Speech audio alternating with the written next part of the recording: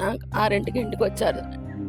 పిల్లల్ని హాస్టల్ దగ్గర నుంచి తీసుకొని వచ్చినాం సెలవులంటే సత్తుపల్లి వెళ్ళి సాయంత్రం నరుకున్నాడు. 6 అప్పుడు అయ్యగారి దగ్గరికి వెళ్ళి అయ్యగారితో మాట్లాడి తీసుకొని వస్తానే రావంజర వెళ్ళి ఆయన అయ్యగారితో మాట్లాడి ఆయన బండి వేసుకొని మళ్ళీ ఇంటికి వస్తాడు మా దగ్గరికి. ఇక అప్పటి నుంచి ఇంటికి రాలేదని నేను కంగారు పుట్టి అయ్యగారికి ఫోన్ చేసిన. ఆయన నాకు తెలియదమ్మా రాలేదని చెప్పిండు. తర్వాత 10 కానిస్టేబుల్ గారు మా ఇంటికి వచ్చిండు. ఇంటికి వచ్చి ఇట్లా మీ ఆయనకి యాక్సిడెంట్ అయిందమ్మా చూసి గుర్తుపడతామని అన్నారు. నేను గుర్తుపడతానన్న నాకు ఆ ఫోటో చూపించారమ్మంటే నేను గుర్తుపెట్టిన. నేను అక్కడికి వెళ్ళేసరికి ఇదంతా పగిలిపోయింది. మొత్తం బయటకు నా మర్థం గుర్తుపట్టలేకుండా అయిపోయింది. పిల్లగాళ్ళు చూసి అంటే గొప్పగొల్లిపోయారు.